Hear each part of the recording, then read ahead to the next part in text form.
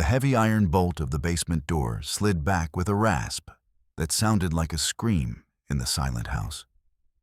Mary Ellen stood in the flickering light of a single, dust-coated bulb, her fingers trembling as she pulled a heavy tarp away from a workbench she hadn't touched in years. Beneath the canvas lay a stack of detailed blueprints for the mill's main blast furnace. But they weren't the official factory copies. Someone had traced them by hand, circling the pressure valves in a violent, jagged red ink that looked like drying blood. Beside the drawings sat a small, unassuming wooden crate, its lid slightly ajar to reveal the dull metallic glint of blasting caps and a tangle of copper wiring. Above her, the floorboards groaned under the weight of heavy, familiar footsteps. The garage door slammed shut, and for a heartbeat, the entire house seemed to hold its breath. Mary Ellen felt the sharp, metallic tang of fear rise in the back of her throat as she realized the man she shared her bed with was no longer the man she knew. In the suffocating heat of the Gary smog, the line between her home and the industrial hell of the factory had just vanished, and the ticking clock on the wall now sounded less like a timepiece and more like a countdown. The heavy soles of Mary Ellen Carter's work boots clanged against the perforated steel mesh of the elevated walkway. Each step vibrated with the visceral, rhythmic thrum of the United Steel plant, a sound that echoed the deep, metallic heartbeat of Gary, Indiana. Below her, the cavernous belly of the main shop breathed fire. The air shimmered with a punishing heat that distorted the horizon, turning the distant figures of the mill workers into flickering, obsidian silhouettes against the hellish orange glow of the open hearth furnaces. Mary Ellen kept her gaze fixed ahead, her jaw set in a line as hard as the billets cooling in the yard. As she moved past the rolling mill, the mechanical roar of the heavy machinery was suddenly pierced by a sharp, derisive whistle that sliced through the din. A wad of greasy, oil-soaked rag flew from the shadows, tumbling across the metal grating and narrowly missing the polished leather of her boots. From the gloom of a workstation, a gravelly voice barked a slur about the company's pet, a jagged insult that was immediately swallowed by the coarse, barking laughter of the nearby crew. Mary Ellen didn't flinch. She didn't turn her head. She felt the prickle of sweat tracking down her spine and the searing radiation of the molten steel against her skin. But it was the palpable, oily malice of the men that felt truly suffocating. She stopped abruptly, her hand slicing through the air in a sharp command to the operator. The conveyor belt groaned to a halt, the sudden silence of the gears making the remaining ambient hiss of the plant seem louder. A massive worker, his forehead bound by a bandana black with soot and grease, stepped forward and spat a glob of blackened phlegm onto the floor, mere inches from Mary Ellen's toes. She didn't blink. Her finger extended, pointing toward a safety housing that hung open, its jagged edge exposed, and then toward the man's bare face, devoid of the required protective goggles. Her voice, when she spoke, carried the dry, lethal snap of a whip, cutting through the humid air of the shop floor. She ordered him to stand down and leave his post immediately. The worker didn't move away. Instead, he closed the distance, looming over her until the stench of stale tobacco, cheap whiskey, and old sweat filled her lungs. Around them, the rest of the shift began to drift closer, forming a loose, menacing ring of faces caked in iron dust and ash. Mary Ellen watched the man's thick fingers curl into white-knuckled fists. In the flickering light of the furnace, she saw a spark of pure, concentrated hatred ignite in his eyes. A resentment not just for her authority, but for the woman in the crisp, professional suit who stood between him and the only world he understood. Later, Mary Ellen sat on the very edge of a high-backed wooden chair in the administrative wing, the silence of the office a jarring contrast to the violence of the shop floor. James Harris, the vice president of operations, sat across from her, his fingers drumming a frantic, impatient tattoo on the polished mahogany of his desk. The room smelled of expensive cologne and the ghost of 1,000 cigars, a sanctuary protected from the grit of Gary by double-paned glass. Harris leaned forward, the movement causing the red veins in his neck to bulge against a starched white collar. Without warning, his fist slammed down onto a manila folder filled with production reports, the impact making Mary Ellen's shoulders jerk. He hissed through clenched teeth about the plummeting stock prices and the board's demand to cauterize any hint of a strike with a white-hot iron. He didn't ask for her opinion. He dictated the necessity of purging the agitators. Mary Ellen gripped the armrests of her chair until her knuckles turned the color of bone, listening to the orders for immediate terminations. Harris's eyes, cold and calculating, fixed on her with a silent promise. If the unrest didn't vanish by the morning shift, her own head would be the next one on the chopping block. When Mary Ellen finally pushed through the heavy steel doors of the main gate, she paused on the top step of the concrete stairs. Above the jagged skyline of Gary, the sky was a bruised, heavy slab of lead, streaked with the sickly orange ribbons of industrial discharge. She inhaled deeply, but the air was a dry, caustic thing that left the sharp tang of rust and sulfur on the back of her tongue. A thick, ginger-colored smog was settling over the city, clinging to the chain-link fences and the peeling gray facades of the surrounding neighborhoods like a shroud. From her vantage point, the city looked like a ghost, a labyrinth of decaying dreams.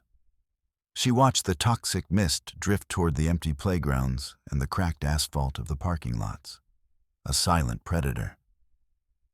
A sudden gust of wind whipped a handful of gritty coal dust into her face, stinging her eyes.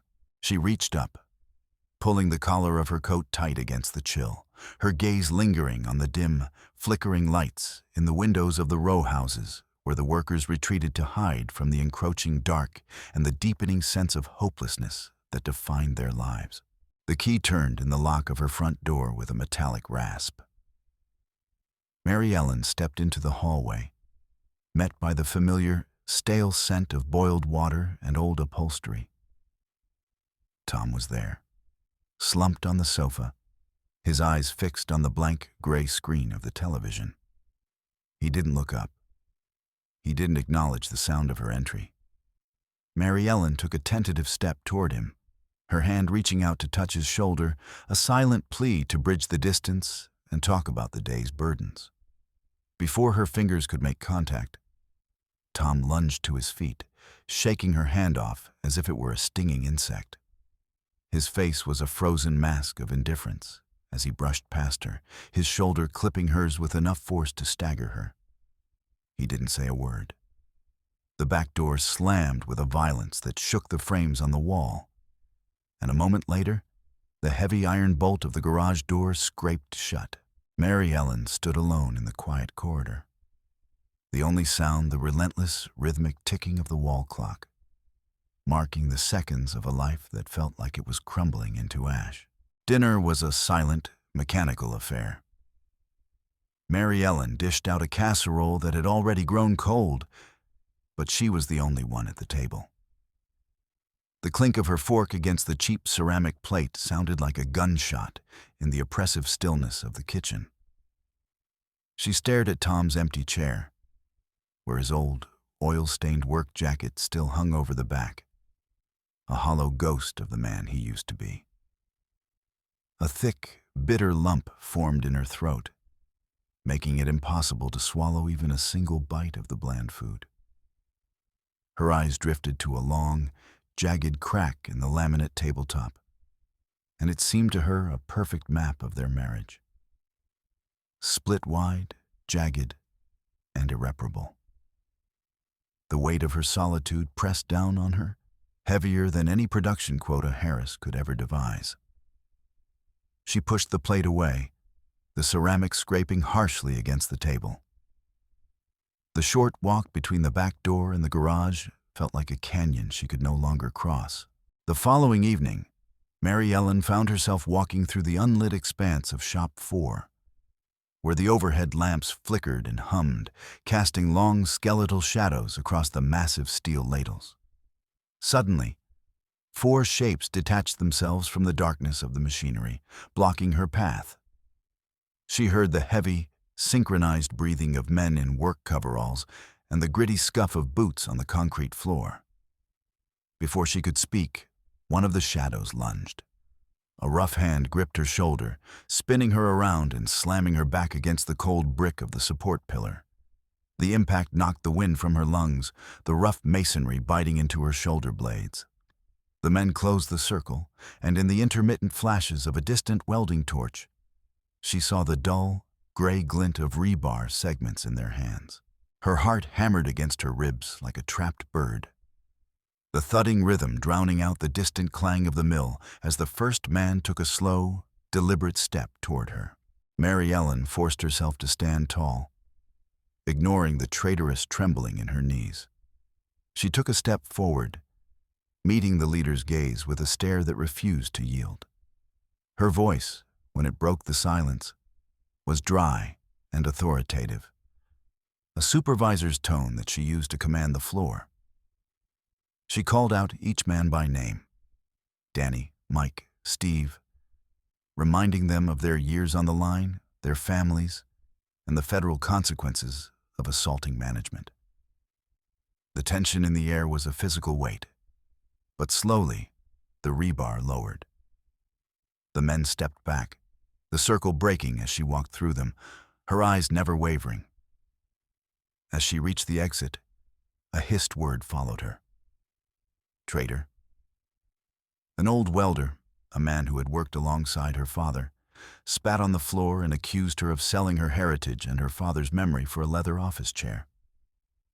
Mary Ellen kept walking, but those words felt sharper and more permanent than any piece of iron. She threw her handbag onto the hallway floor the moment she got home, her breath coming in ragged gasps. The house was silent, but it was a predatory, watchful silence that did nothing to soothe her nerves. Her mind raced to the broken lock on the back door, and a desperate need for a sense of security drove her toward the basement. She pulled open the door, and the smell of damp earth and forgotten things rose to meet her.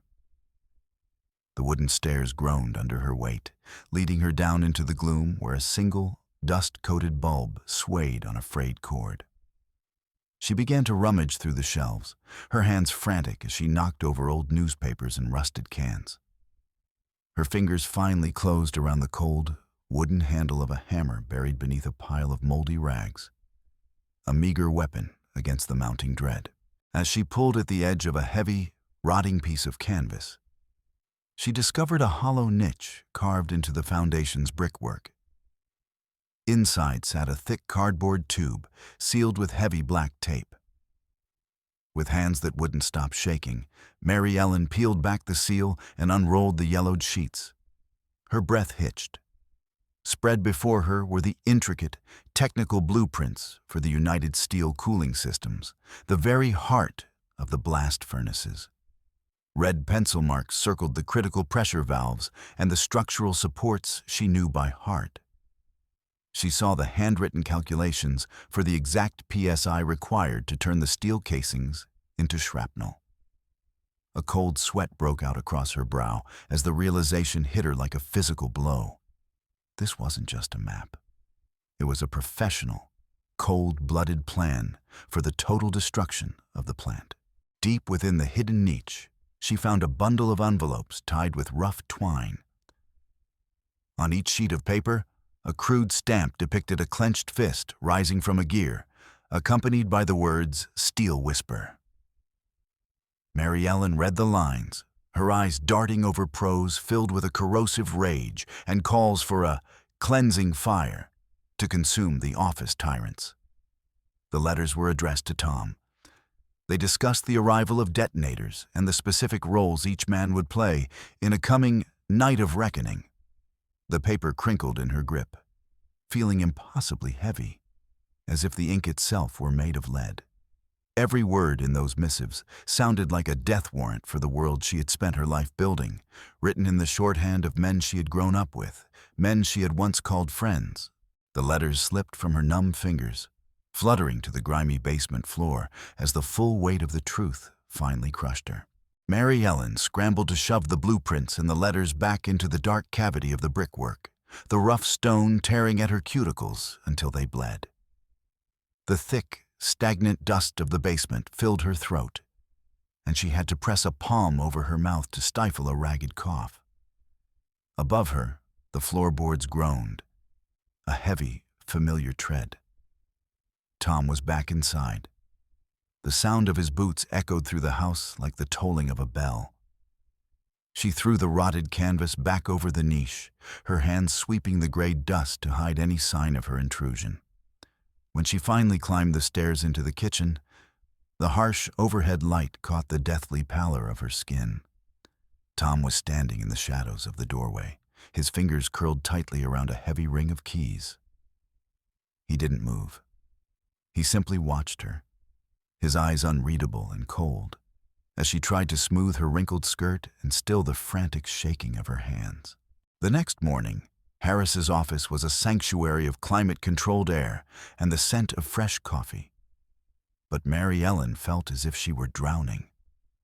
Harris didn't look up as he slid a folder across the mahogany desk. A single sheet of paper, embossed with the corporate seal and a list of names, slid toward her. The directive was explicit. She was to identify the ringleaders of the Steel Whisper and finalize a termination schedule before the sun went down. Harris's voice was a low, dry rasp, like dead leaves skittering on pavement, as he reminded her that her own loyalty was under the microscope. Mary Ellen picked up a pen that felt as heavy and cold as an icicle. As she stared at the list, the black ink seemed to blur and run, turning into dark, spreading stains on the page under the weight of a gaze that left her no room to breathe, let alone refuse. Desperation drove her into the plant's locker room during the mid-shift lull, a place where the air was thick with the smell of industrial soap and decades of accumulated sweat. The rows of dented metal lockers stretched into the gloom like a graveyard of gray monuments. She found Billy's locker, Tom's oldest friend, and slid her master key into the lock. The door swung open with a piercing, metallic shriek. She shoved aside a pile of grease-stained rags, her fingers searching the dark corners. Her hand hit something hard and cold, a plastic housing attached to a coil of copper wire. She pulled back, her heart leaping into her throat, as a heavy metal cylinder wrapped in brown craft paper tumbled out and hit the concrete floor with a heavy, echoing thud. The sound seemed to vibrate through the entire building, a physical manifestation of the danger she was now touching. Later that evening, Mary Ellen stood in the shadows of the backyard, her forehead pressed against the rough, damp wood of the garage door. She peered through a narrow gap in the siding. Inside, a single work lamp cast long, distorted shadows over the workbench. Tom was hunched over the table, his movements precise and terrifyingly calm as he soldered thin wires to a steel pipe.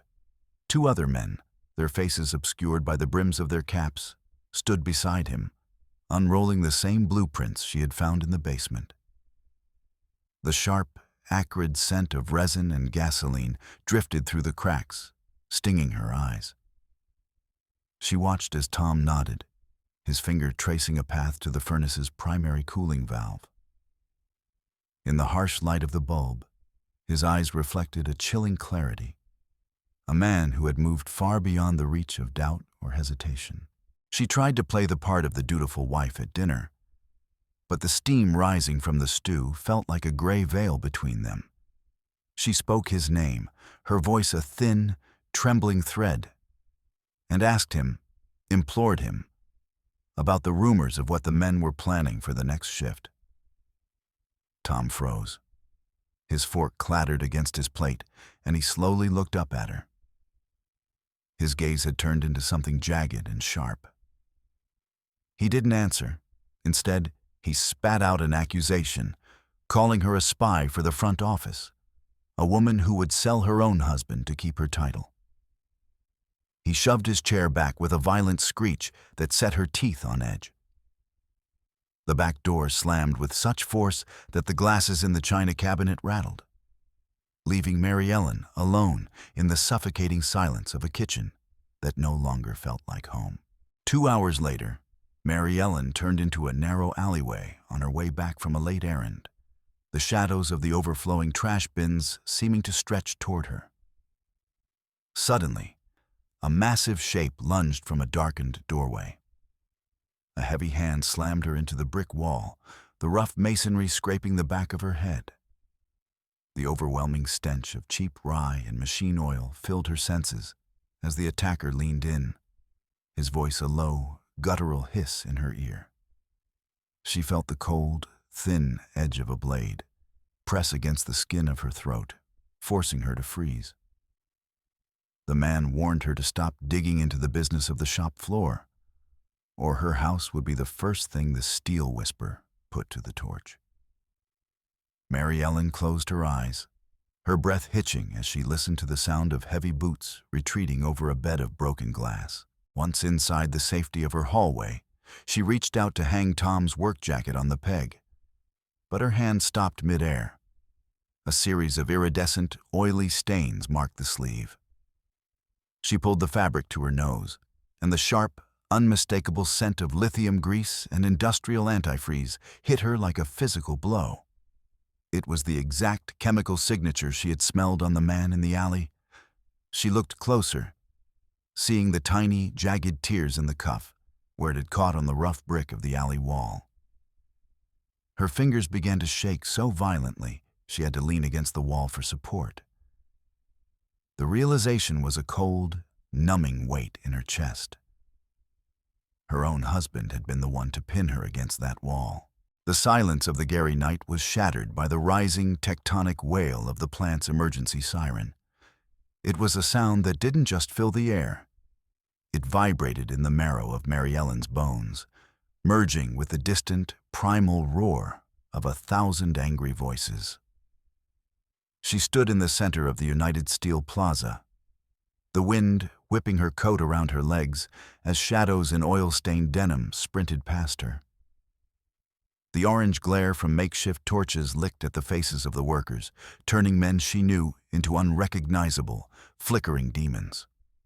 A massive steel rail, hoisted by dozens of straining arms, slammed into the main gates with a rhythmic, bone-shaking thud.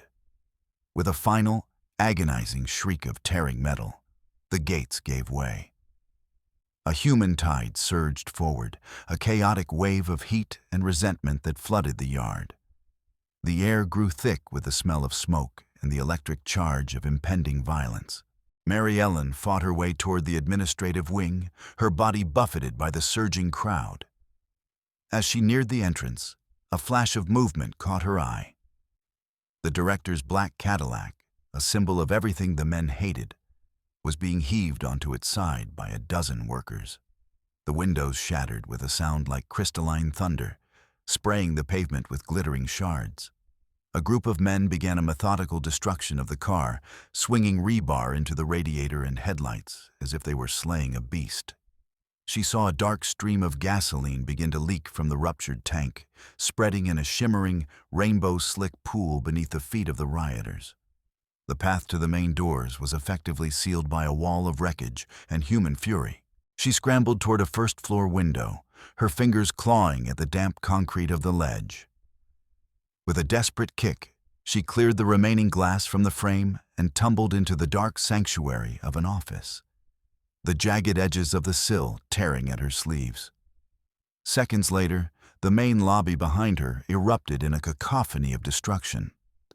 Sledgehammers met the glass display cases that held the plant's history, sending millions of needle-sharp fragments whistling through the air. The sound of falling chandeliers and the triumphant, guttural roars of the invaders filled the building. Mary Ellen pressed herself flat against the wall, feeling the fine grit of glass dust settle into her hair and grate between her teeth as the lobby was stripped to the bone. She ran down the main corridor, blinded by a thick, acrid smoke that clung to the ceiling. Through the haze, she saw the silhouettes of the Steel Whisper radicals, their faces masked by grimy rags. She recognized Billy and two others as they methodically tipped over plastic jugs, drenching the floors of the archives and the server room in a pale, flammable liquid. The overwhelming scent of accelerant drowned out the smell of burning plastic. A match was struck, and a wall of orange flame roared to life, racing across the floor toward the rows of technical documentation. The heat was a physical blow, searing the skin of her face. The shadows of the saboteurs danced on the walls as decades of blueprints and records turned into black, fluttering ash that chased her down the hall. Mary Ellen lunged into the technical elevator, her hand yanking the heavy iron lever until the rusted cage shuddered into motion. The metal grating rattled as she ascended toward the high-level catwalks. From this height, the maw of the primary blast furnace looked like a pulsing subterranean sun, radiating a light so red it looked like blood. Far below, on the concrete floor, the armed workers looked like tiny, frantic insects scuttling around a fire. The vibration of the furnace's roar hummed through the soles of her boots, a deep, subsonic throb. Through the shimmering heat haze, she saw the glint of rifles as the Steel Whisper formed a defensive perimeter around the heart of the mill. She leaned over the railing of the catwalk, her eyes searching the chaos until they locked on a figure at the very base of the furnace. It was Tom. He was hunched over, his hands moving with frantic precision as he connected thick bundles of wire to a massive steel cylinder of industrial explosives. The charge was lashed directly to the primary gas intake valve, the point of maximum vulnerability. She watched his grease-stained fingers tighten the heavy-duty clamps, his movements appearing slow and deliberate in her heightened state of terror. The light from the furnace's viewing port cast a harsh, flickering glow on the sweat-slicked skin of his neck. She knew that if he turned that toggle, the entire facility would vanish in a shockwave of white-hot gas and shrapnel. Suddenly, the air was punctured by the sharp, dry cracks of gunfire from the upper tiers. The company's private security force had arrived, firing down onto the platform. Mary Ellen saw the bullets whine and ricochet off the steel pillars, missing Tom's head by inches and throwing off sprays of white sparks. Tom ducked his head, shielding the detonator with his torso, but his hands never stopped working the wires. A stray round punctured a high-pressure steam line, and a deafening hiss filled the air as white vapor billowed out, obscuring the platform in a blinding fog. Mary Ellen screamed his name, but the sound was swallowed by the roar of the fire and the staccato rhythm of the rifles. She vaulted over the safety rail and landed on the narrow, vibrating walkway that spanned the casting floor. Directly beneath her, a river of molten iron churned and spat, releasing a heat so intense it felt like it was melting the air in her lungs. The atmosphere was a thick, liquid weight. She sprinted across the swaying metal bridge, ignoring the tiny globes of liquid fire that spat upward and burned holes in her clothes. She called out to him again, her voice a raw, desperate sound that fought against the mechanical scream of the plant. The skin on her face felt tight and scorched, and dark spots danced in her vision, but she didn't stop, her boots pounding the metal as she raced toward her husband. Tom spun around at the sound of her voice, his pistol clearing his waistband in one fluid, instinctive motion. The black, hollow eye of the barrel leveled directly at her chest. Mary Ellen skidded to a halt, her breath coming in ragged, searing gasps. The hellish light of the furnace illuminated her face, showing the soot-streaked skin and the singed edges of her hair. She saw his finger tighten on the trigger, but then his hand began to shake, a fine, uncontrollable tremor. His eyes widened, the fanatical light in them flickering as he recognized the woman standing in his sights. The gun wavered, tracing erratic, jagged arcs in the air as he struggled with the ghost of the man he used to be. She stood perfectly still, 10 feet away, Her eyes locked onto his. Slowly, carefully, she raised her hand and pointed toward the row of analog gauges mounted near the main valve. The needles were already buried deep in the red zone, vibrating with the sheer force of the pressure building inside the steel skin of the furnace. She shouted over the din, telling him that the explosives were redundant. The furnace was already on the verge of a catastrophic breach that would level the entire neighborhood. She watched his eyes dart to the gauges, the realization of what he was about to do finally breaking through the haze of his rage. The metal of the furnace began to emit a high-pitched, metallic moan, the sound of steel reaching its breaking point. At that moment, a group of security guards burst onto the platform. Billy let out a guttural roar and charged them, swinging a heavy pipe wrench. Mary Ellen watched as a chaotic, animalistic struggle erupted in the narrow space. Men became a tangled knot of limbs and fury, the sound of bone hitting metal mixing with grunts of pain. One of the radicals locked his hands around a guard's throat, and in their struggle, they both tumbled over the edge of the platform. A short, aborted scream cut through the air before being instantly silenced by the hiss of the molten metal below. An incandescent flash lit the faces of the remaining men. A moment of pure, unadulterated horror as the pit claimed its prize. Mary Ellen made a desperate, sliding lunge for the emergency bypass console, her boots slipping on a patch of spilled hydraulic fluid. Her fingers clawed for the heavy iron lever of the pressure release as Tom's thumb hovered over the detonator's toggle.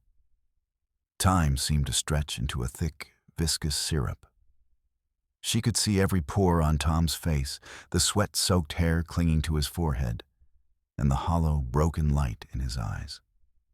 She knew that in the next heartbeat, the world would either find a way to continue or end in a roar of flame.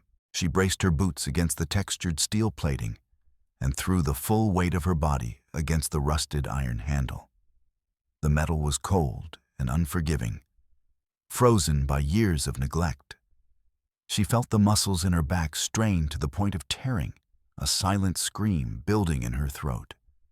With a sudden, bone-deep crack, the internal seized mechanism snapped. The lever gave way, swinging downward with a rhythmic, grinding screech. She saw Tom's thumb freeze a fraction of an inch from the red button as the gears beneath the floor finally groaned into life. From the ruptured bypass vents, a titanic roar erupted as a wall of superheated steam was unleashed, instantly swallowing the furnace and the surrounding walkways in a blinding white shroud. Mary Ellen was submerged in a scalding, wet world that scorched her skin and turned her clothes into a heavy, second skin. The sound of the security guard's gunfire was reduced to distant, muffled thuds, as if the world had been plunged underwater. She lost sight of Tom, seeing only the ghostly outline of her own hand reaching into the impenetrable mist. The shriek of the escaping pressure was a physical weight on her ears, a vacuum that erased the screams of the dying and the clang of the riot. The heavy detonator slipped from Tom's nerveless fingers, clattering against the metal grating before tumbling into the abyss. He dropped his hands to his sides, his shoulders slumping as if the very skeleton of his conviction had dissolved. Through the thinning vapor, Mary Ellen saw his face smooth out, the jagged lines of his fanaticism replaced by a mask of total, hollow exhaustion. He stared at the gauges, watching the needles crawl back from the red, retreating into the realm of the manageable. She saw him swallow hard, his gaze fixed on the hands that had nearly ended everything. In that look, she didn't see the fire of a revolutionary. She saw a man who was simply devastatingly tired. She lunged forward, her fingers locking onto Tom's forearm, feeling the frantic, thudding pulse beneath the heavy fabric of his sleeve. She hauled him toward the shadows of the ventilation ducts, her boots finding the familiar path by memory alone. They scrambled down the narrow rungs of a service ladder, the metal cold and slick with condensation.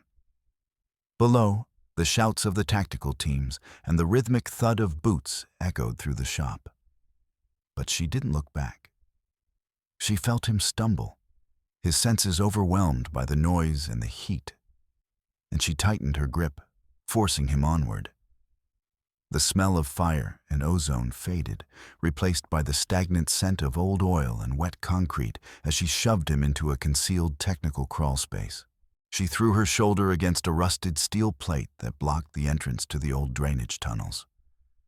The bolt screamed in protest, showering her hair with flakes of rust and ancient lime dust. With a final, agonizing heave, the door swung inward, revealing the dark, dripping throat of a concrete tunnel that smelled of earth and decay. She pulled him into the gloom, their boots splashing into a shallow, oily sludge. The dim, orange glow of the distant emergency lights barely reached the curved walls. They ran through the darkness, their breathing ragged and loud in the subterranean silence, the sound of their escape muffled by the thick concrete of the plant's foundation. At the far end of the tunnel, where the concrete gave way to the frozen, weed-choked earth of a distant rail siding, Mary Ellen reached into her pocket and pulled out her car keys. She pressed them into Tom's palm, her fingers lingering for a second against his skin. She pointed toward the rusted silhouette of their old sedan, hidden behind a pile of discarded industrial scrap. Her voice was a low, broken rasp as she told him to head for the state line, to stay off the interstates and never look back. In the sky above the mill, the first strobes of police lights were beginning to pulse.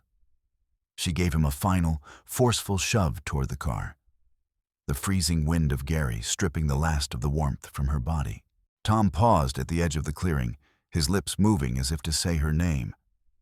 But the sound was drowned out by a fresh surge of sirens. Mary Ellen stepped back into the absolute blackness of the tunnel mouth. Before he could move toward her, she gripped the edge of the heavy steel door. With a final, echoing clang, she slammed it shut and drove the iron pin into the lock. The sound of metal meeting metal was the final period on a decade of shared lives and quiet mornings. She leaned her forehead against the cold, unyielding surface, listening as the sound of his retreating footsteps faded into the winter night. She walked out into the center of the main plaza, the harsh glare of the police floodlights turning the world into a stark, white void. She raised her hands, palms open and empty, showing the world the soot, the blood, and the failure of her life. A wall of black tactical shields and the dark muzzles of rifles closed in around her. She stood motionless as the primary furnace behind her let out a final, long, metallic sigh of cooling iron. Snow began to fall, the flakes melting against her scorched skin and mixing with the grime on her cheeks. She didn't look down.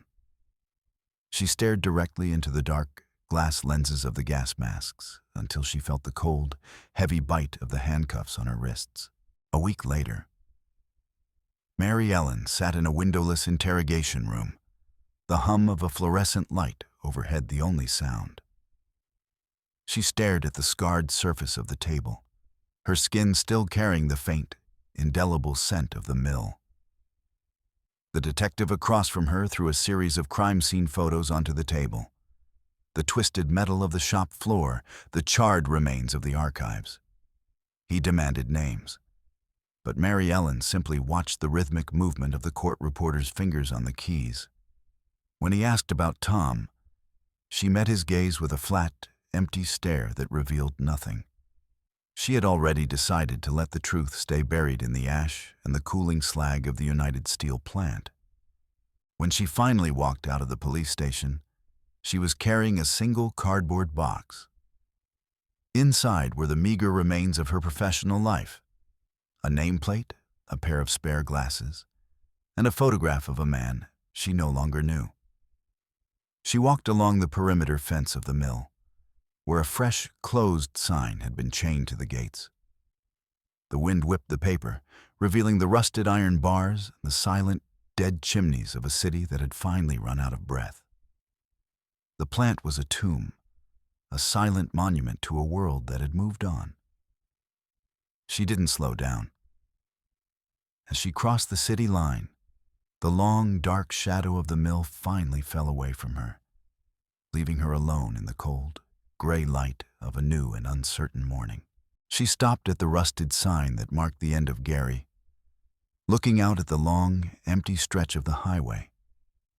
The sky was a pale, indifferent gray. She reached into her pocket and pulled out her supervisor's badge, the gold plating dulled by smoke. She looked at it for a moment, then let it fall. It vanished into the gray slush of the roadside without a sound. She turned her back on the city and began to walk, her boots crunching on the frozen gravel as she headed toward a horizon that was no longer defined by the glow of the furnaces.